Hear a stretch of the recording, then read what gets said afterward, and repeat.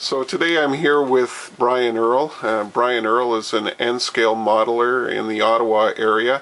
It's kind of a unique opportunity to have a chance to speak with you about N-scale model railroading. It's something that's not often talked about in the media.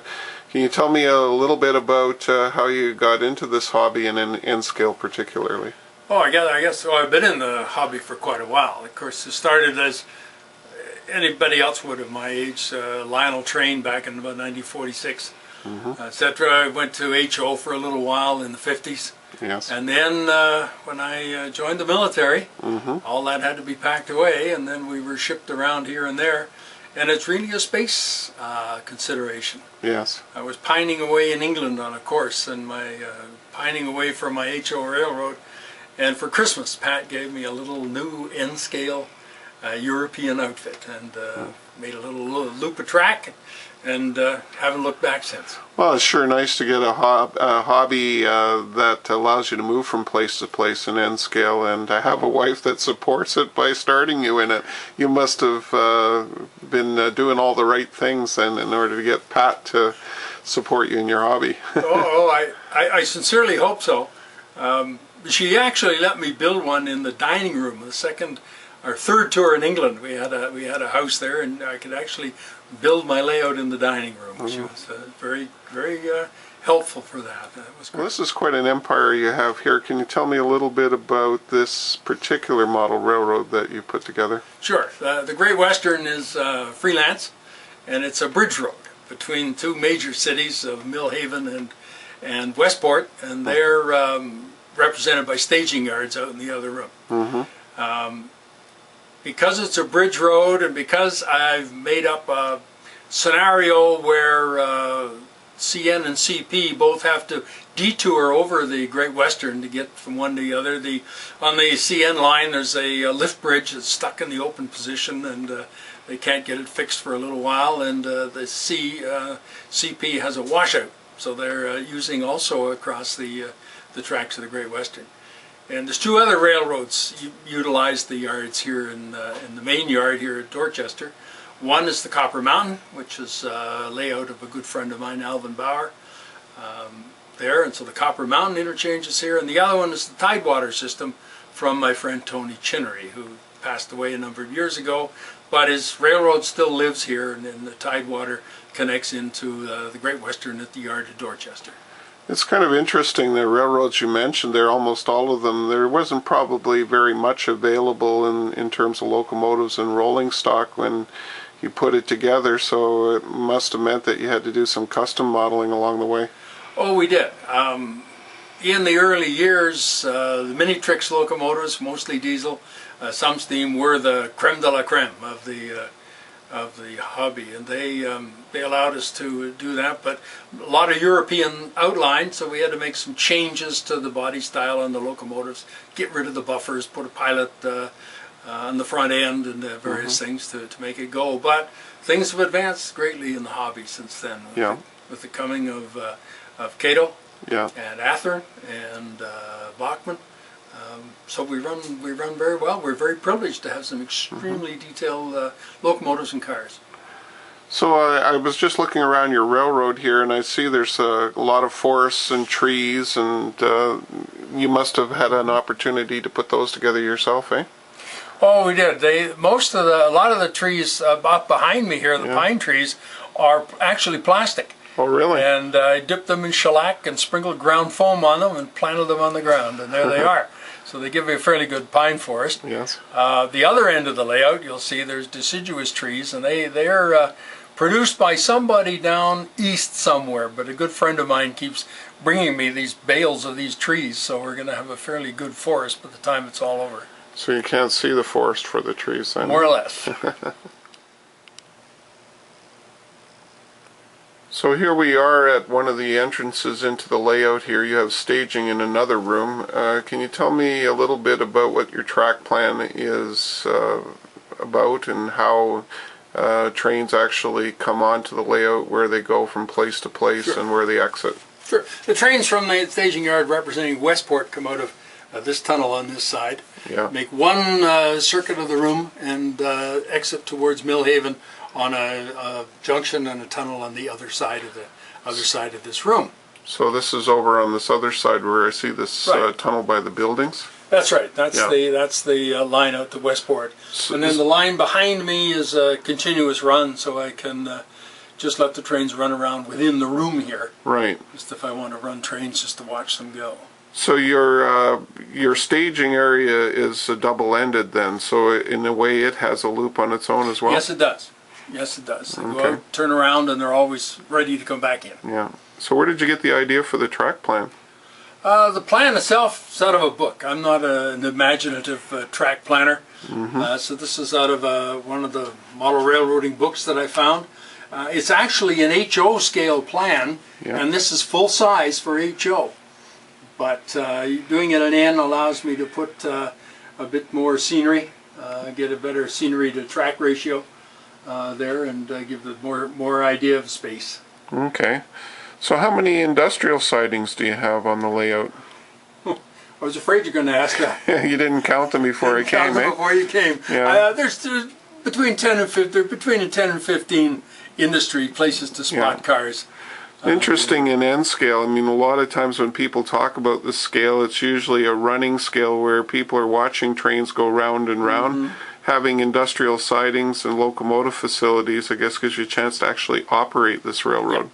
Very much so. Of course, they're all equipped with microtrain couplers, which are the N-scale equivalent of KDs. Yeah. So the same magnetic operating possibilities. But if there isn't a magnet there, there's a little tool that we'll show you later that allows me to just pick the couplers open. So in Drop the car where we want it.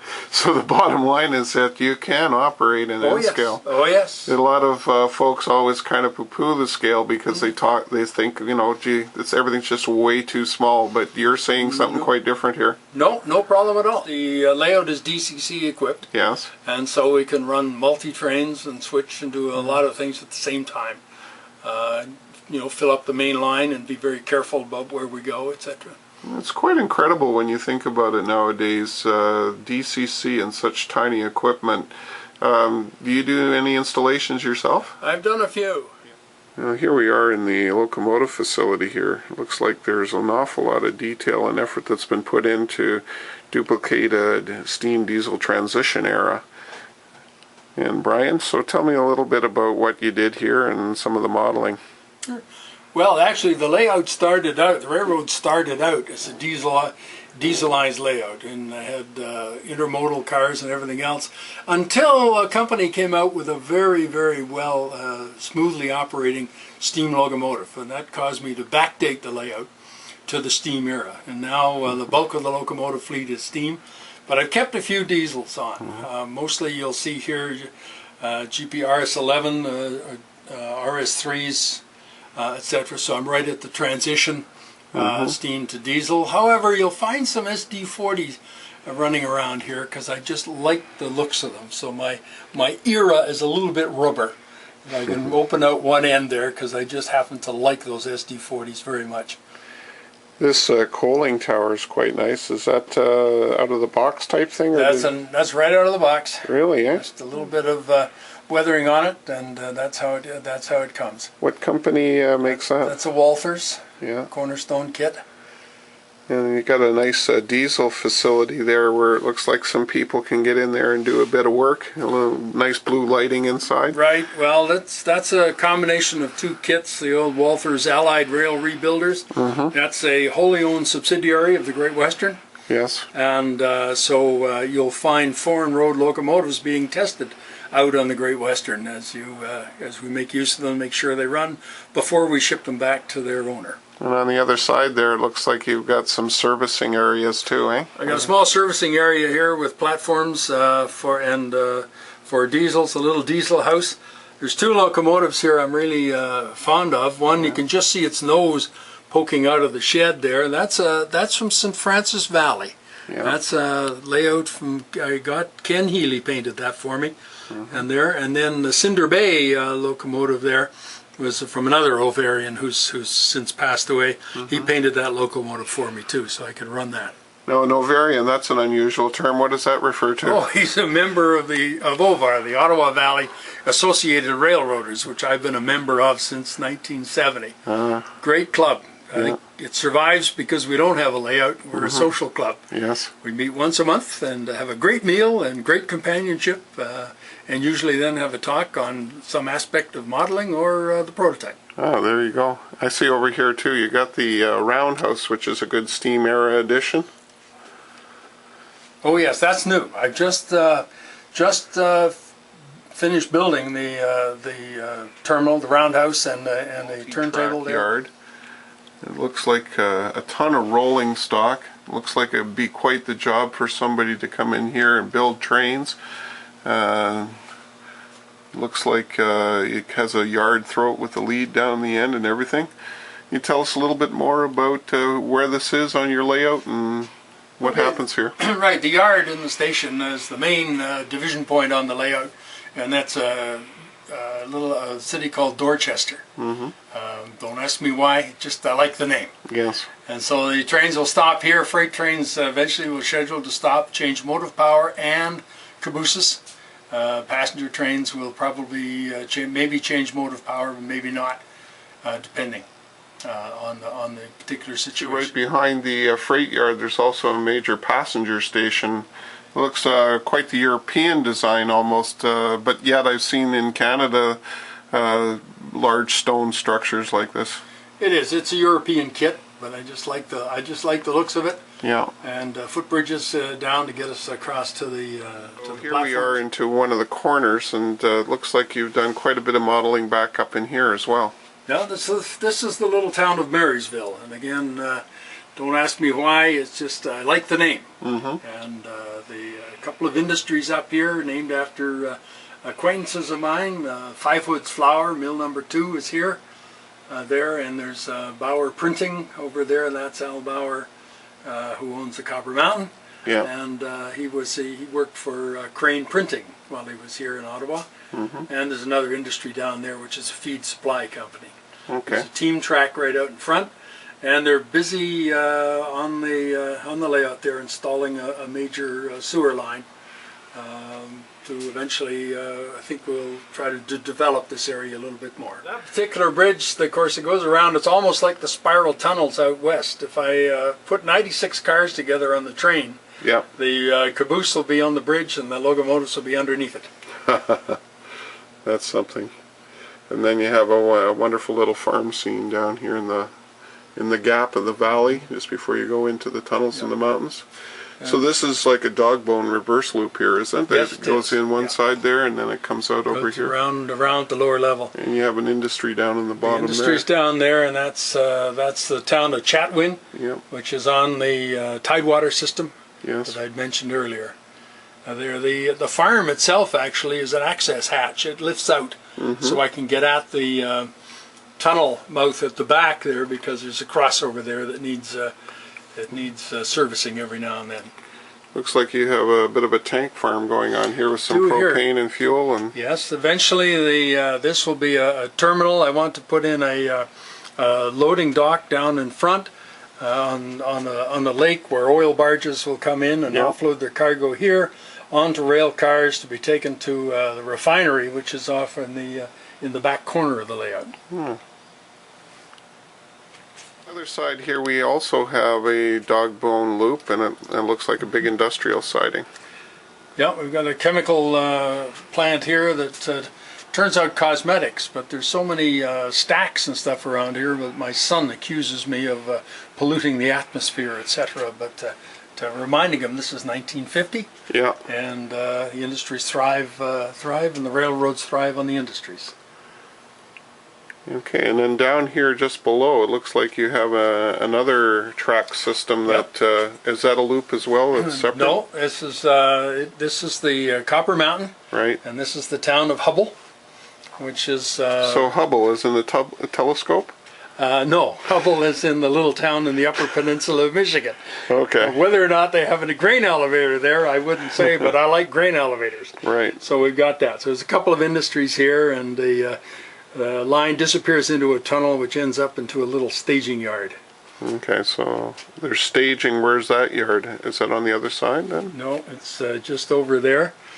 You just see that handle there? Okay. I'll walk over there and Let's have a look here. Okay, so you have a small staging yard that's just inside your... yeah. The track is right there, and the cars are stored right there. Oh, okay. That's an interesting arrangement. So that what happens there gives you an opportunity to move stuff on and off the the railroad. So then here we are in the reverse side of that mountain, and there's another small town here with a number of industries, eh? Yeah, this is the town of Sevenoaks. I named that after Sevenoaks, Kent in England, where we lived for about 3 years while I was on exchange with the British Army. So there's 2 or 3 industries here. As you can see, there's trouble in the tenements. It's the local police force that had to gather to try to quell what's going on there. Well, they won't have very far to take them, and if they want to get those people out of town, they can just take them to the station and get them on the passenger train. Right, and away they go. In the foreground here, this is where we were earlier. This is where the trains come in from staging at the lower level here. And there seems to be a junction here onto that line that you were talking about earlier, eh? Onto the Copper Mountain. The Copper Mountain, and this honking big trestle. Comes across there. Well, My gosh. The Great Western was here first, and they secured the high ground. Yeah. And so if Copper Mountain wanted to get access to Dorchester, they had to build across here. Besides, I like building trestles. Wow, this is a scratch builder, obviously. Yes. Incredible. How long is it? I don't know. You don't know? I haven't measured My it. gosh. It looks like it could be measured almost 4 feet by the look of it, eh? I think so. You know, Right. everybody does say, "Oh my goodness," but it's it's just the same form many times. It's great when you're just in front of the idiot box watching a hockey game or Let's football do another game. bent. You can make it.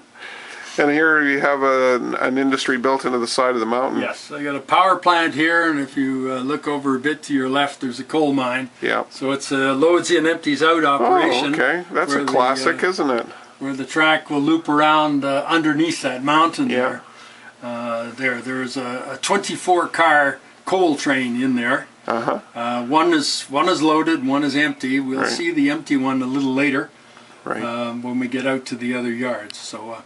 I know that possibly they could build a conveyor between the two to supply them, but that wouldn't be any fun at all. So we arrange the train operations so that they don't pass each other. Terrific. From down into his basement, you come into this interesting area where you see a number of cupboards and a glassed-in area with a whole bunch of tracks. And as you can see, it's N scale, and what this actually looks like one of those locations where all the action begins on your railroad, Brian.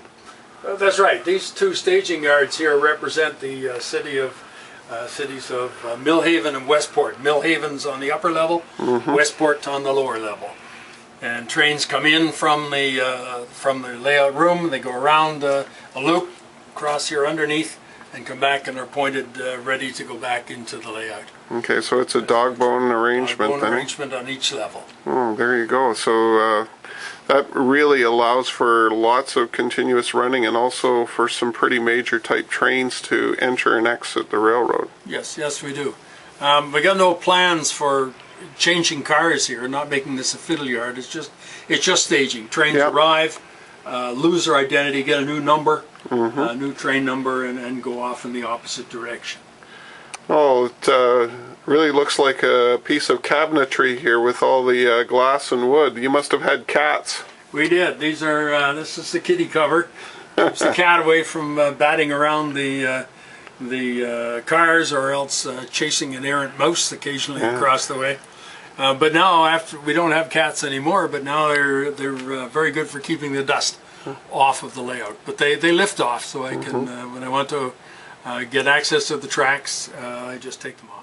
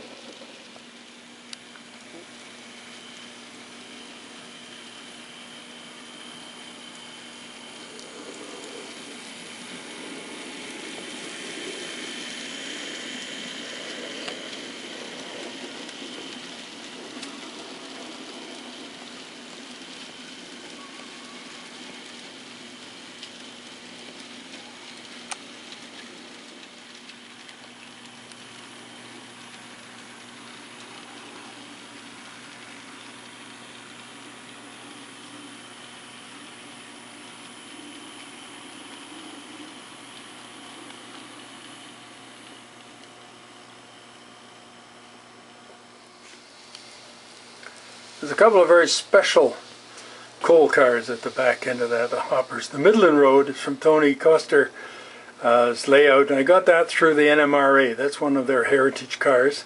They did them in several scales, and I got the N scale one. But the Virginian and Ohio hopper car there came from Alan McClelland. A few years ago, we were fortunate enough at Ovar to have him up to speak to us about the V&O, and he stayed with Pat and myself here at the house, and he brought me that car to commemorate his visit here.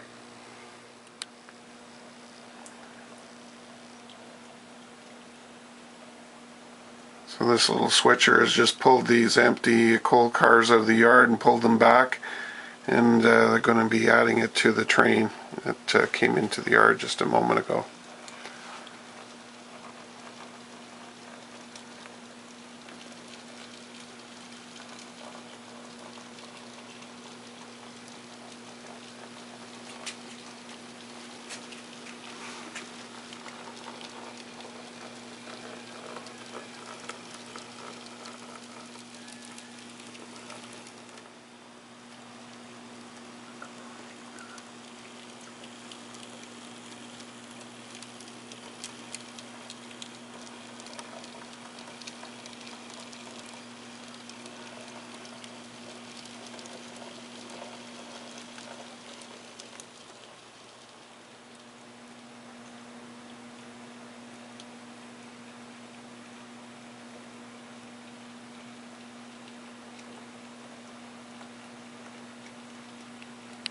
Show you how we uncouple this thing,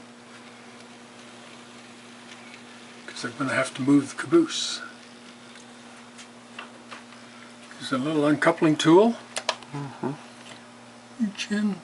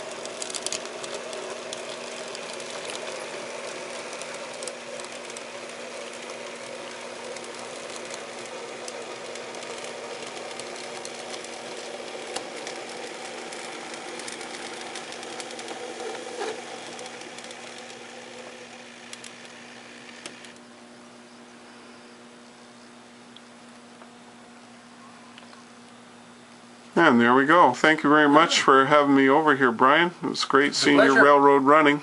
Great pleasure.